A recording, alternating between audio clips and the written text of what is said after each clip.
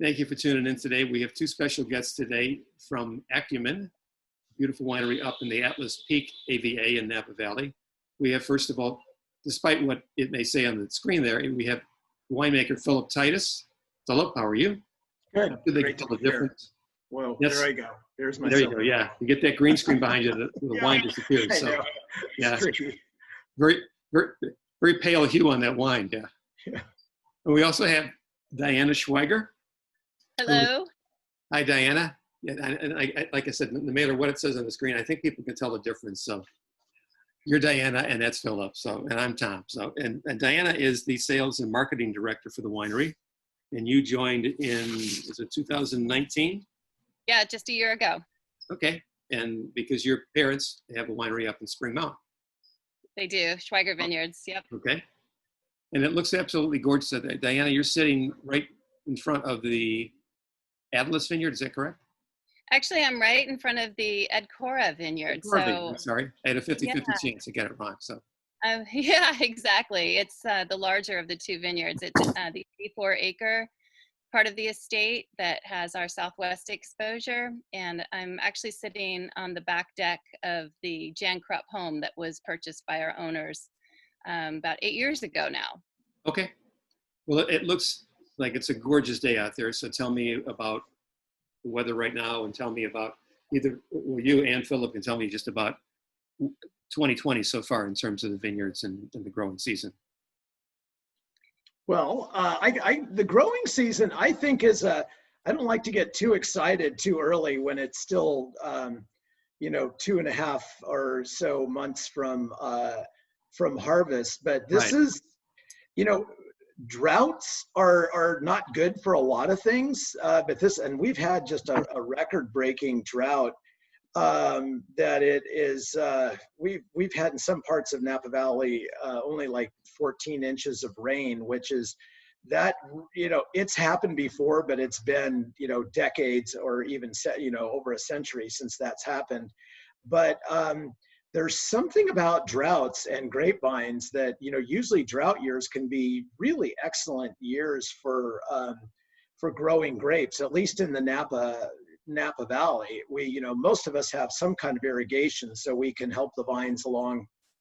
But in a drought year, everything starts growing early. And, I'm kind of the mind that I would rather get the vines growing early, like in March, and get the bloom to happen in May, which means sets you up for a harvest maybe in for Cabernet, for the Bordeaux varieties, maybe starting in late September with Merlot, and then moving on to Cabernet in early October, because I have a saying, and that is that nothing good happens in November when it comes to winemaking.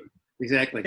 Really, your chances, the later the season goes, if it's cool and it gets prolonged, and then for one thing, you have to get all your grapes picked at one time in late October, but your chances of rain and really cold weather setting in at that time really increase. So, for me, this season, it's been mild but early, and that's a very good season. Like, the grapes are, really just about to start turning color, and it's really setting us up. If the weather stays like this, very uniform.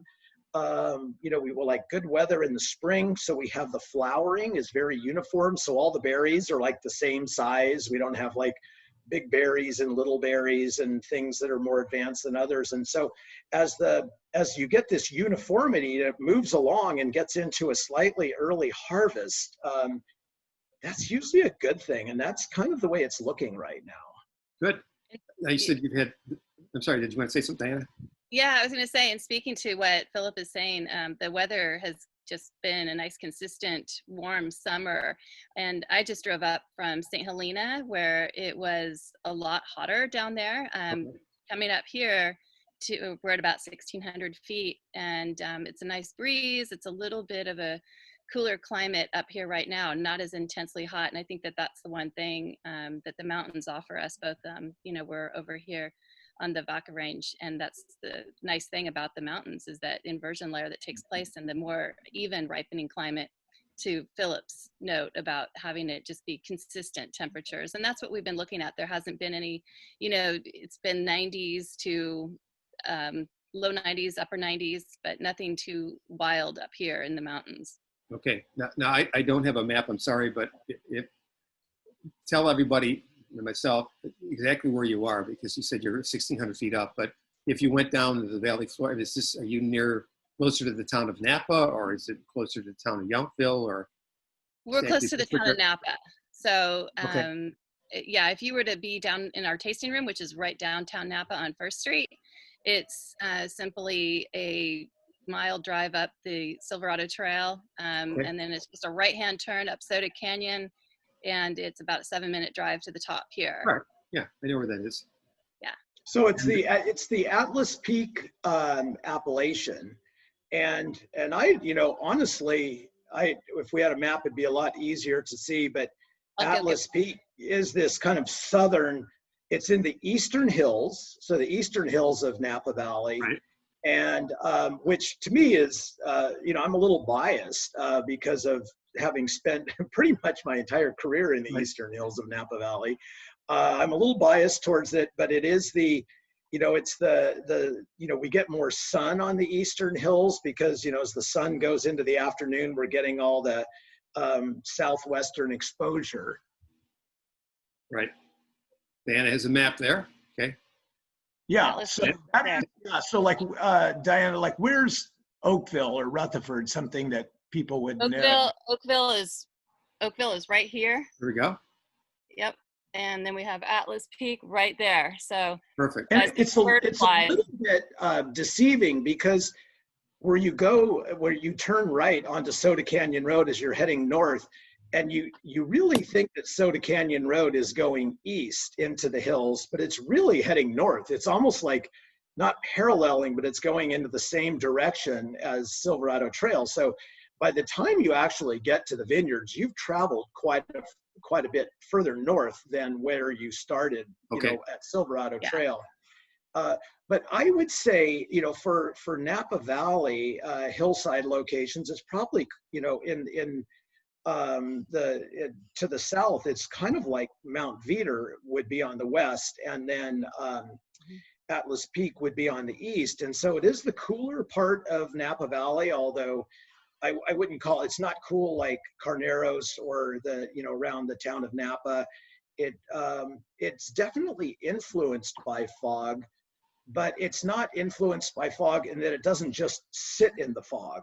The fog, and where's the fog? There's the fog right behind me, right behind my what would be, I guess, my right shoulder, my left shoulder. Yeah. I'm going to put the same picture up. I'm sure people will figure out you're sitting in front of a green screen, but this is the Edcora Vineyard. Mm-hmm. And I love this picture. That is so classic for the vineyards in Atlas Peak. Yeah. The mountain in the middle, there's a little knob sticking up, and that's called Haystack. And then you see the fog come up, and it gets up to about this elevation, and it'll breach and come up into that area occasionally, but it's only for a very short time. And so then, so by the time we go out to sample grapes, we're just in like heaven. We're just walking in the, just above the clouds. And that's where the fog is very much influencing the growing conditions by bringing in the cool ocean and bay area, but it isn't really just sitting there like, Pinot Noir and Chardonnay. They could sit in fog all day and be, and they love that. That's that cool climate Burgundian variety just loves that kind of weather. Whereas Cabernet really needs sun. And so, we've got the coolness, but we've got all this daylight, sunshine. Right. In this picture, I imagine we're looking at a pretty long distance here, but back to those small hills, do your vineyards extend that far, or is that other people's vineyards? No, those would be, Go ahead, Diana. Yeah, no, those are ours. It's because it really divides out. There's a lot of brush. Okay. that divides up the different pockets yeah. and areas. Yeah. There's a lot of, Atlas Peak is actually a fairly busy place for as remote as it is. Who are some of your neighbors up there? Well, Stagecoach is just down the road, and they're the biggest player in the whole area. And in fact, the Atlas Vineyard, where Diana, you're sitting there at the Atlas Vineyard with the Cora in the background, I think, right? Can you hear me? Diana? Well, I think we may have lost Diana's connection up there. It is remote. Okay. So we have Stagecoach, and that's the largest vineyard in the area. But right next to Cora is the Aileron Vineyard right across the street, and I work with that vineyard as well. And then just a little bit to the north, Silver Oak has a vineyard. All right. And behind us, Doug Hill has the Baker Vineyard, and Rombauer has a Cabernet Vineyard up there. But then the other really big player in the area is the Antinori property. Are you back, Diana? Yeah, I'm back. Sorry about that. Okay, good. All right, it happens. I've just been talking about the neighborhood, and I got, I kind of went to the people behind us, Baker and Silver Oak and Aileron, and Mike Mondavi has a vineyard there, and then Stagecoach, and then the Antinori property, which is it's a large vineyard, and in many ways they're the pioneers. I remember that, yeah. That area, and they. Ironically, they went up there and they planted Cabernet and Merlot. They planted the Bordeaux varieties, but they were the first to bring Sangiovese to the Napa Valley. There may have been some, but I didn't know about it until they came. I know that Clodovell worked with Sangiovese for a while, but I don't know if that was after or before. The Antinoris brought it in the 80s, and of course, they're the Antinoris. So where they go, Sangiovese goes. Sure. And I thought it was pretty interesting. They still have it, they still have some, but I don't think that, really, I think now the recognition for this Atlas Peak area is Cabernet Sauvignon and other Bordeaux varieties. Right. Well, as speaking of that, let's start off, since you both have a glass of the Sauvignon Blanc, let's start off with your Sauvignon Blanc. It's a 2017 is the current release, right? Yep. We got the 2017 Sauvignon Blanc, Peak Sauvignon Blanc. So we have all the Peak that we're showcasing today. So, and this, the Peak Sauvignon Blanc all comes from the smaller of the two vineyards, the Atlas, which is a little bit more, it's a more sheltered vineyard. It's about 10 to 15 degrees cooler over there during the growing season, and pretty rare. Are these two vineyards adjacent to each other, or? Yeah, they're actually less than an acre apart. They're divided by a road, but it's just that the Atlas Vineyard has more of the northeastern exposure. As I was saying, it's a little bit more sheltered, and so therefore we can grow the Sauvignon Blanc fruit over there. And I must say, I was pretty intrigued to find Sauvignon Blanc in Atlas Peak because, once, you do the math, and unfortunately, it's very expensive to plant grapevines. And when you do the math, you go like, okay, I can plant Sauvignon Blanc and I'm going to get this many tons per acre. And that's good because Sauvignon Blanc yields well. And I can plant Cabernet, but I'm going to get a lot more for it. Of course.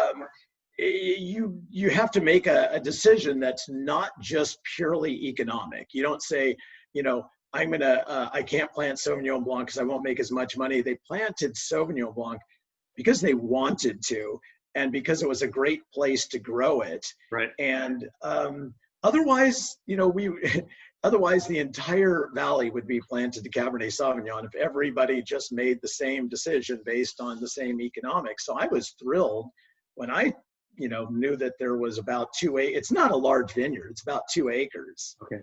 and I was really thrilled to see the Sauvignon Blanc there. And what I like about this wine is that it's, the way the previous winemaker, Henrik Paulsen, made the wine is it's a little bit untraditional to, like, most people just try to make a light, bright Sauvignon Blanc, crisp, clean, vibrant. Right. And I think, he took an approach that was admirable and maybe a little risky, but to crush the grapes, to destem them, and then let the skins and the juice macerate for about 24 hours, which is, that's a long time, because that's just, not a super common technique, but you do then get some phenolic extraction from the skins and the seeds as it sits there. And so it's built it up to there's a lot of just dimension to this wine. It's a big wine, but it still has that, beautiful kind of grapefruit, pineapples, little tropical character, but it has a weightiness and a richness that I would not expect from a Sauvignon Blanc. Yeah, I would agree. I'm glad, like you mentioned, about Napa Valley could be all Cabernet Sauvignon, but I don't care where you're at. It's like, if the Piedmont region was just Nebbiolo, the wines are great, but you need Barbera and Dolcetto, you need other grapes and Arnase, and and then the same with Tuscany. You need something besides Sangiovese. So, and I happen to love Sauvignon Blanc. I've written about it a lot in Napa, and I know it's, there's a little bit less every year. It seems like people rip out those vines and point Cabernet, but I just applaud the fact that you continue to make this, because it's, the Napa Valley shouldn't be just, I don't think any place should be just monovarietal. And what I really respect here is that this, often, because Sauvignon Blanc is very adaptable to different soils, and often you'll see Sauvignon Blanc planted in like non-Cabernet soils. It's like it's like, okay, we have some rich soil, the Cabernet is going to want to be too vigorous and, maybe have some pyrazine character or something. So let's plant, in the old days, not that long ago, people would plant all kinds of things, Chenin Blanc and Gewürztraminer, God only knows, Zinfandel, right. and everything. Yeah. But nobody does that anymore.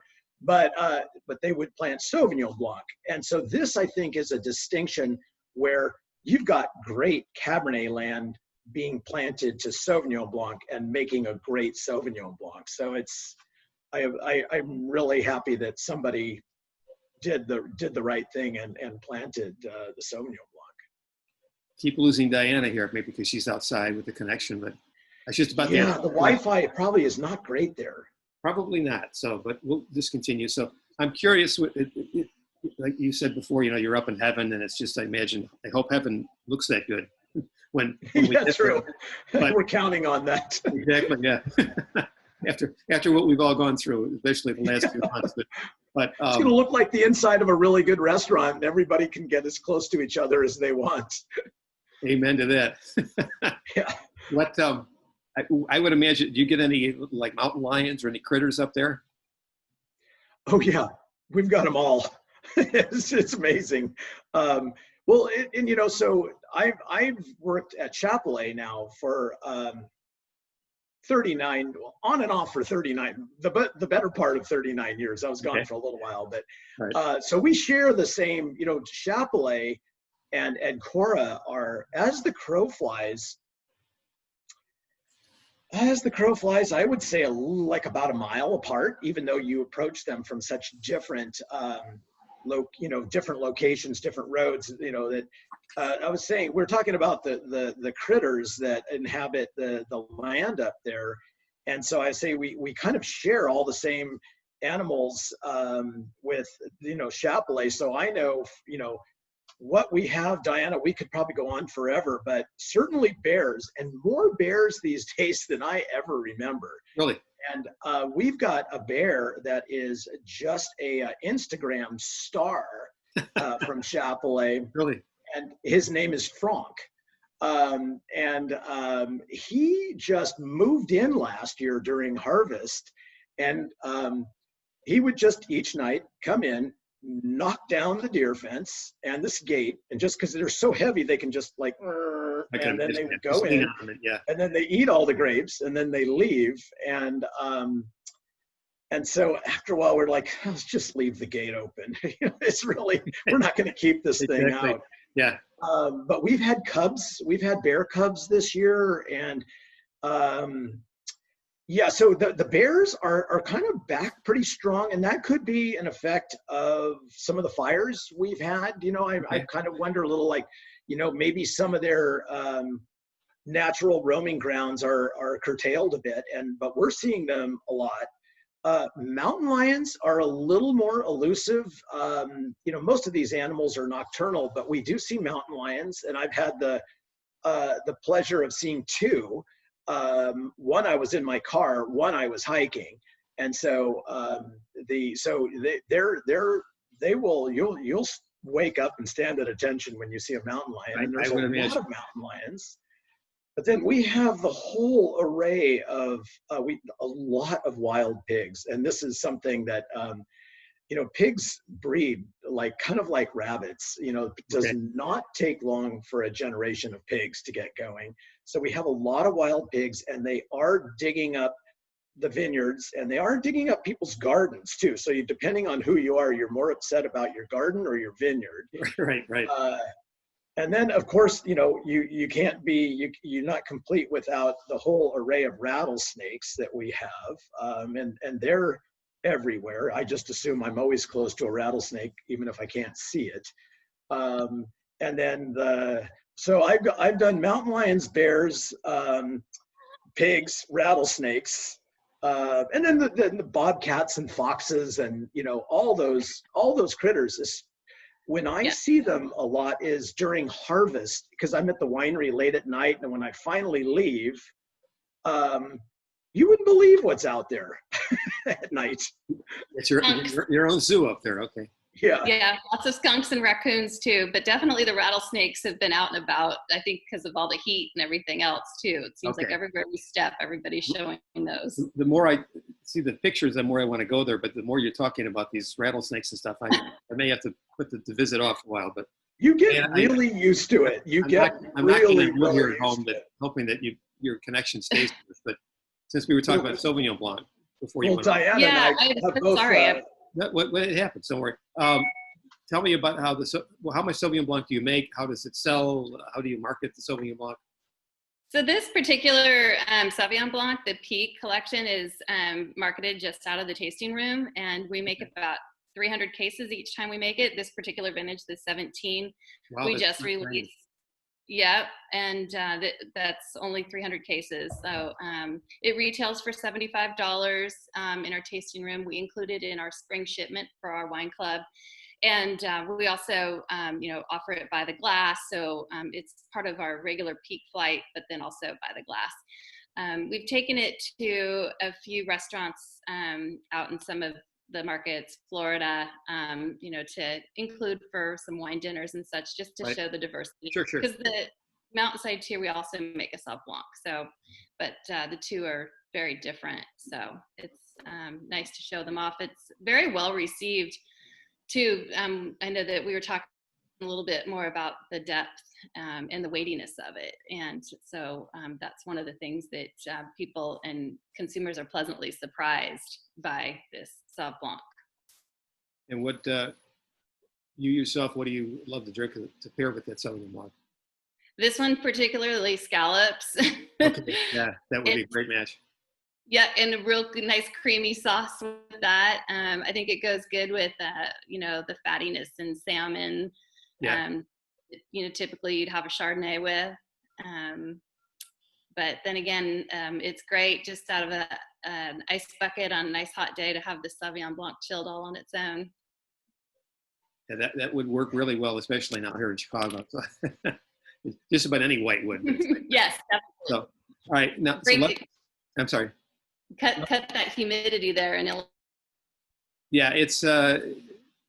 it's climbing. It's not as high as it will be. It'll get worse later in July and August, but that's you know, let's just have to come back and watch the video in a few months when it's not so bad, but whatever.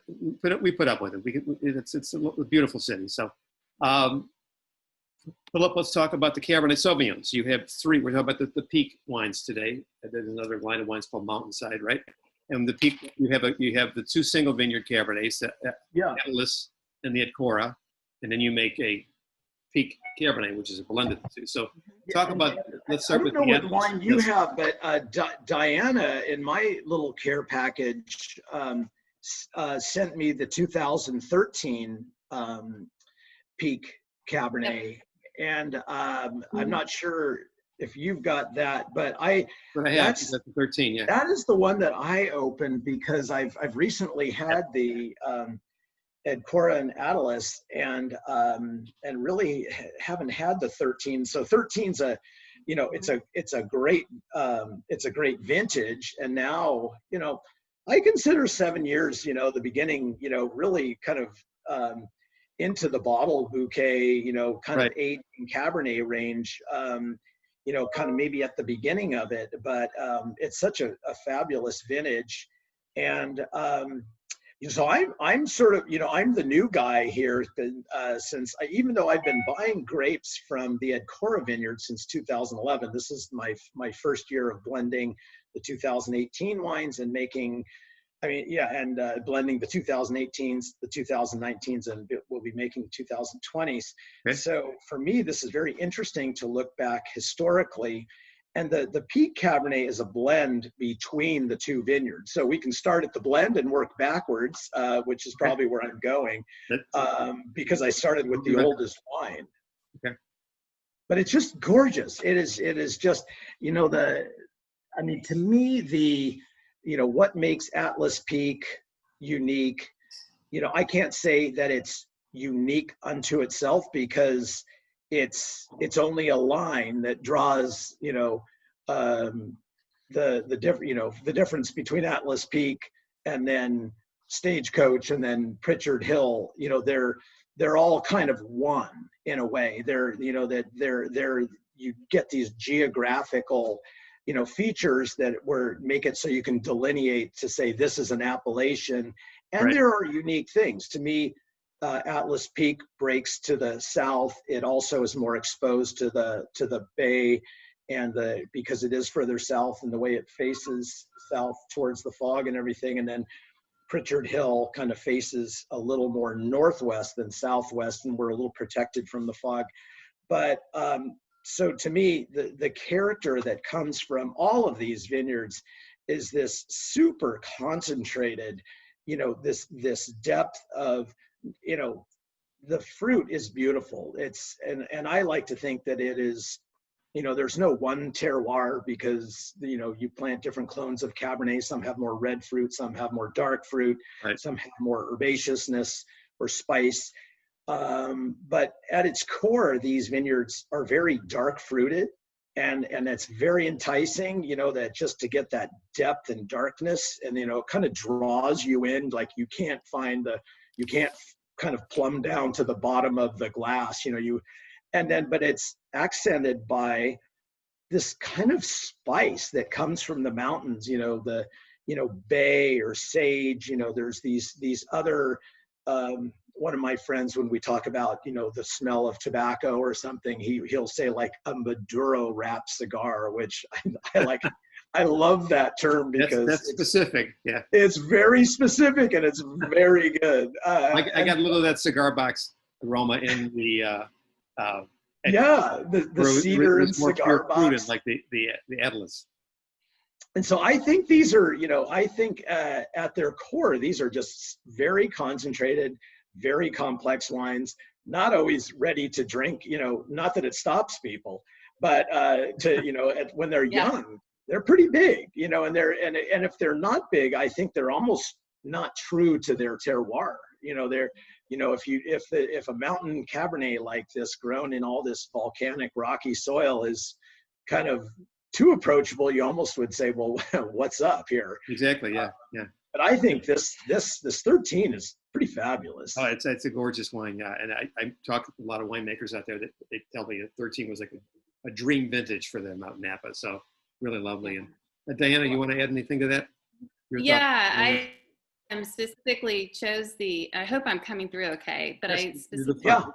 Yeah. okay, good. I chose the 13. That was the inaugural vintage for Okay. this peak wine. And as Philip was alluding to, it is a selection of grapes from both the Atlas and the Acumen vineyards. So I thought that, something that's the oldest, the inaugural vintage, was a good place to start. And then to review the current releases, which is the 2015 of each of the specific single vineyards, just Right. where they're younger, they're going to show off a little bit more of the newer sort of fresh flavors that come out in each of the vineyards and what the fruit is expressing in those younger wines. So I thought, let's look at something a little older from the Peak tier and the Acumen brand. And Right. that's a good place to start. So this is out of the library, and we are showcasing this in the tasting room as well. The other reason I chose this is because right before Henrik departed, this was one that he specifically just really was admiring how it was developing at 7 years old. So, and also our assistant winemaker, Jose Rodriguez, was even, alluding to the fact how, this wine is just developing so nicely. So. Well, So in the blend, there's a little bit of Petit Verdot and a little bit of Merlot. Yeah. So it really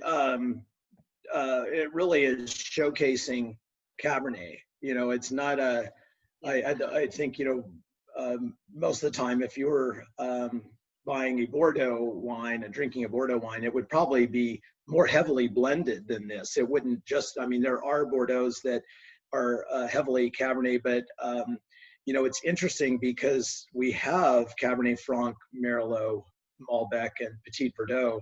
So the blending possibilities are kind of endless, but that the wine circles back to Cabernet Sauvignon, tells you something about the site and it's how well it's suited to Cabernet Sauvignon.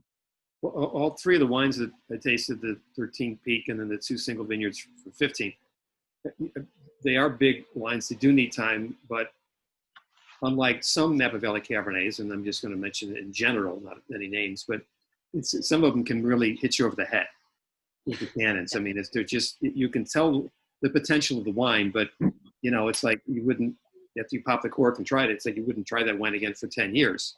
That's not the case with these wines. The tannins they're rich, but they're very well balanced and maybe not silky, but they're the wines are very elegant and that they're not bitter at all.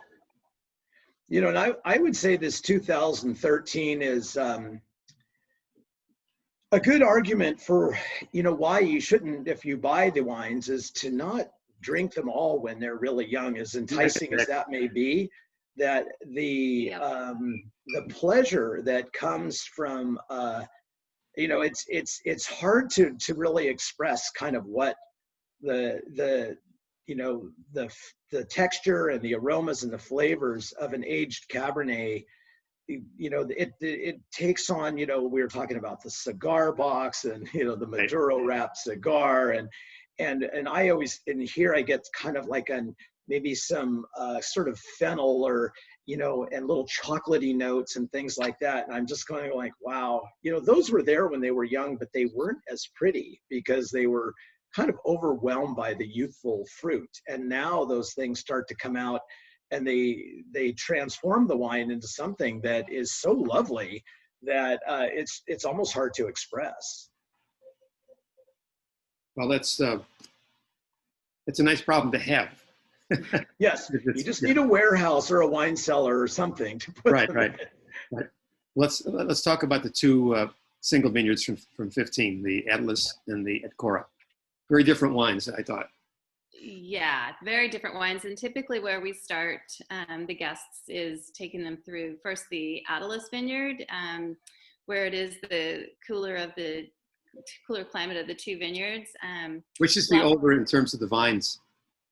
What's that? In terms of vine age, which is the older? This was the I think Atlas. the Atlas is the older vines, yeah. Okay. Yeah. And that was part of the original property that was purchased by Eric back in 2012. So the vines have been there. That was Jan Krupp's original property. These were planted in the 90s. Not all of it. Not all of it, because some has been replanted. But the original, when you look at the old Cabernet vines, those are kind of mid to late 90s when Jan was planting those. And it is a cooler area. And it's funny because, I mean, you know, in the grand scheme of things, is it really that much cooler? Probably not to like a human living there, but to a grapevine, it changes the expression of the fruit in so many ways to have, you know, a 5 or 10 degree difference in temperature on parts of it, Sure. plus the, you know, a more north faced rather than a south facing slope is, you know, some of that stuff, I must say, it just sounds like, how much difference could that really make? And then you see like the harvest dates, the tannin profiles. With the Atlas vineyard, it will definitely have a little more of that cedary, some herbaceousness, more of that sage character. The fruit is there, but you taste other things that Cabernet develops in a cooler area, and it just doesn't get quite as much of the you know, the afternoon sun. And so it develops a kind of a nuance that is very different from the Edcora vineyard. And that's what's, you know, fun about the peak wine, is it blends the both, you know, the best things of both.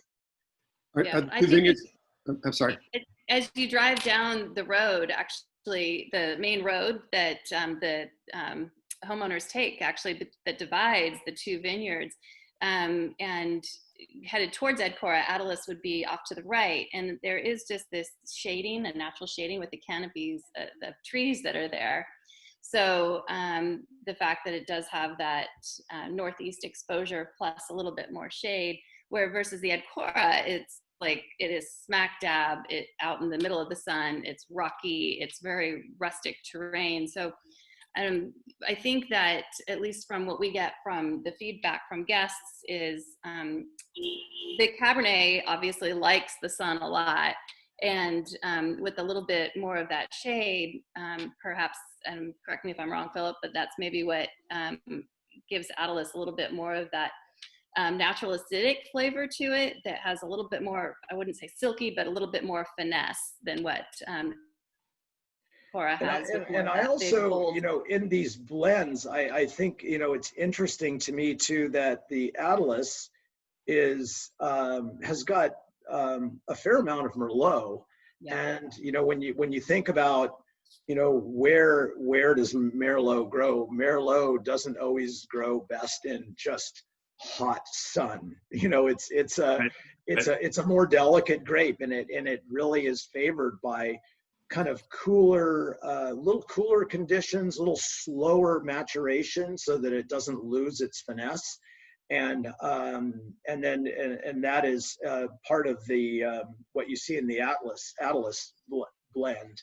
You know, you actually don't see a lot of Merlot in Napa anymore, as you know, you know, especially compared to like 10 or 20 years ago. There was a lot of Merlot. Exactly. And more it's disappearing and being turned over to Cabernet. And I think that's what's going to happen, is it's going to reappear, because once it's all gone, it's kind of like it doesn't get a lot of respect until it's gone. Exactly. Yeah, people miss it then. Yeah. Yeah, then you go like, well, where's the good Merlot to blend in? It's like, well, it's gone. We pulled it all out. Back to the names, the fanciful names, and where these come from too. The Atlas gets its name from atelier, meaning the artist's workshop, and then the Edcora, as we were saying, it's very rocky. It's got that rich red soil, as you can see in Philip's background there. Edcora is reference to the rare red diamond that supposedly has been stolen, but we don't know. It's about 15 carats, I believe. So that's where that comes from. But then looking at the Edcora, okay. The Edcora has the hardier blend into it, opposite what Philip was saying with the Petit Verdot and the Cabernet Franc in that wine there too. And the Edcora, I think it's so interesting because the Edcora is really the bigger wine. It's in terms of kind of almost like more of everything, which is both good and bad, depending on how you're looking at it. It's darker color, more concentrated, this kind of like blackberry fruit, and almost like this like liqueurish sort of richness from the concentration, and then a huge tannin profile on the wine. Like this is a wine to age. I mean, you could drink it, and many people do. But to me, you look at that wine and it's starting to kind of come around. Some of the edges are coming off. But given a little more time, sometimes you just have to be patient. And I know when I was younger, I would buy wine and I just, people say, well, you need to wait 20 years. Well, that was about a week, for me. I try and I go like, oh my God, that wine's so tannic, you can't drink it. And right. So it's hard for somebody to accept the fact that this wine needs to be aged, but not everybody is going to buy this wine and age it. But the people that do, they do it for a reason. Of course, yeah. I had mentioned in my notes that this would be at peak, I think, at 15 to 20 years. Mm-hmm. Yep. It's just a few years shorter for the Atlas, but and Philip, I'm the same as you. It's like getting to that age now. It's like if at 20 years, I don't know if I'm going to be around to enjoy the wine at that point. But so the more elegant you can make a wine, the better. So are they both planted at the same clones, the Cabernet in both vineyards? There's a lot of different clones up there, and I think Edcora, because it was planted later, our access to clones has changed dramatically over the years. Because and there was a point when what we call a clone is technically supposed to be kind of genetically pure material, like one vine is the same as the next, and there are many clones now that are more genetically pure, but what people used to do was they were more like selections. So like, I don't know if you know the Fay Vineyard, and that's part of Stag's Leap now, but it was Nate Fay, and my father, who was not a viticulturist but bought vineyards, he would say, well, Nate Fay makes great wine, and Nate's my friend, so I'm going to go to Nate's vineyard and I'm going to get my budwood from Nate. And Nate would say, sure, Lee, come on out and pick some budwood.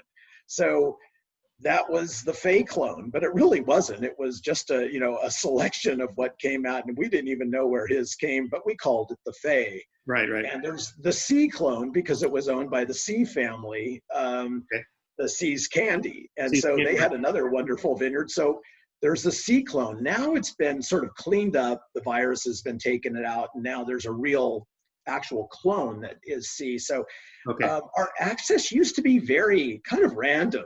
And sort of colloquial in terms of what they were. People called it by somebody's name. And Diane, I'm sure your vineyard, your father and grandfather probably didn't do things a whole lot different than that. No. But now, like what I'm really impressed with is, especially at Edcora, is the diversity of clones. And and partly, Jan Krupp helped in the planting of the Edcora vineyard because he's a neighbor and he had all the equipment. So he came over and ripped it and got the rocks out and everything for the owners. And I think he probably helped with some of the clonal selection, because there's a clone called the Weimer clone that only Jan Krupp uses, and it's on the Edcora vineyard.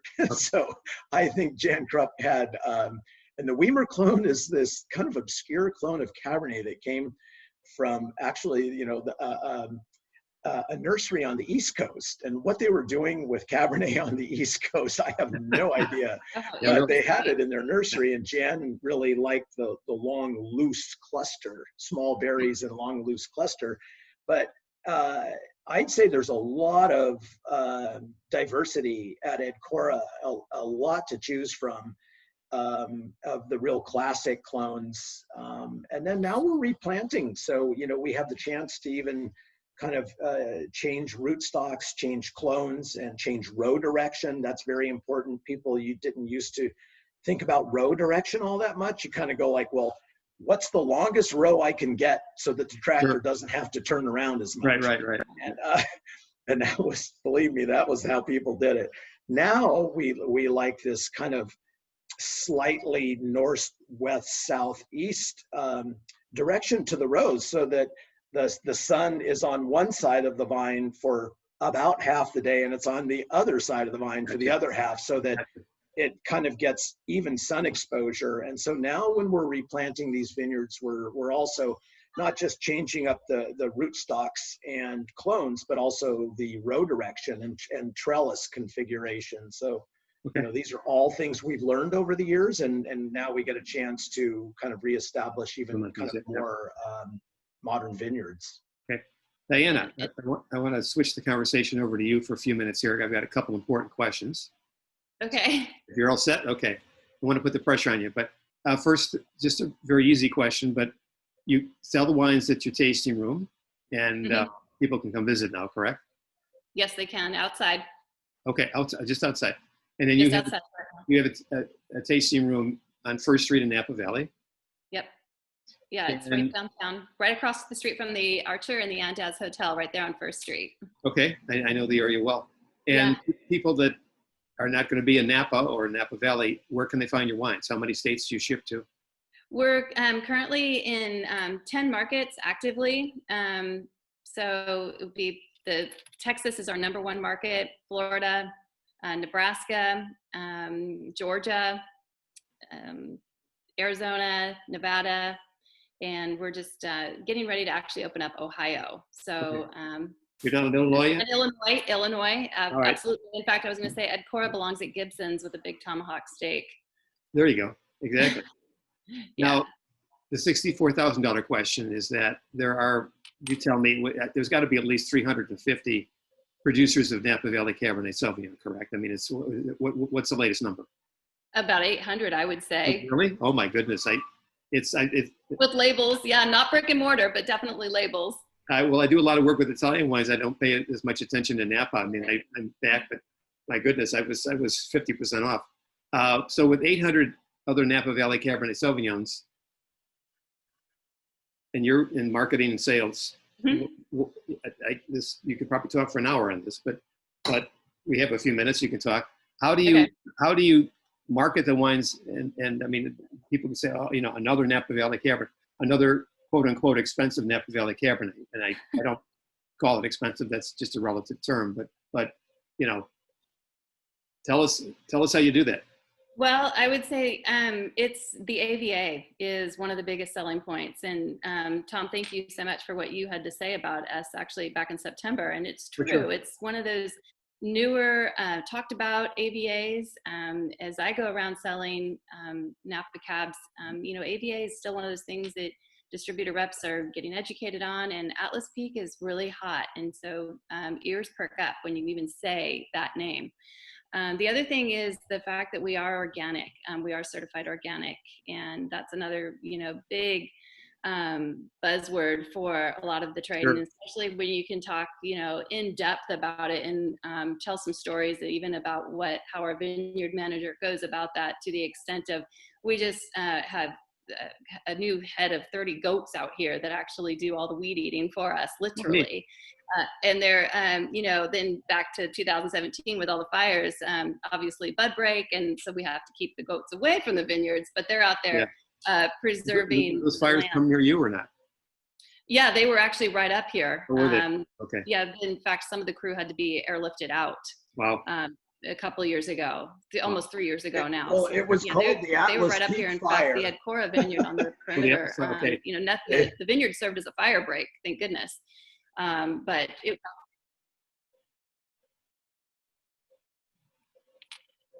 I'm sorry, I lost you for a second. You go ahead and finish. Oh, okay. But yeah, no, it was up right up here and got super close. So, and you know, then the other thing is, I think, you know, for us primarily selling is the mountainside out there in the 3-tier. But you know, when we're opening up Peak, then to be able to talk about the longevity and the history of our winemakers, you know, Denny Malbec, and now being able to talk about Phillip, and the fact that, you know, some of the wines he's made, he's actually worked with our fruit. So it's just Right. a nice seamless transition that That's shows good a point, lot yeah.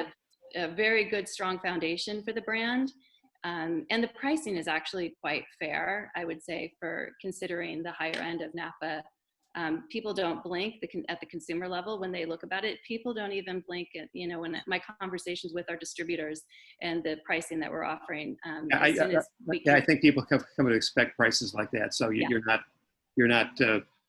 you know, out of line, shall we say, for those prices. So, yeah, exactly. Not at all. No. right. So, And let me ask you, I have to ask you this unfortunate, you know, what's happened in the last 3-4 months now, but the positive side is, with sales slowing down, I'm sure that you can tell us how much if you want to, but you know, you have wines that'll age for years. You're not in a hurry to sell them, but on the other hand, there's always a new vintage you want to sell. So what has happened this year? Tell us as much as you want to tell, and then what is your strategy for the coming months, coming years? well, actually, we've we're a lean scrapping machine There you here. go. Right. We've found ways. I mean, I look at these challenges as opportunities just to get out there, and it's like I want to make it happen. And so we've opened our doors. We have a retail space. We can sell wine retail. Here you go. Here's your bottle. Here's your Go Vino cup with an Acumen logo. And we actually doubled our goal. So for what we had, even at the very beginning of the year, before we knew we were going to be faced with these challenges, Right. we doubled our dollar volume goal. Okay. Just because we have created a place where people can go. We're following all the safe CDC guidelines.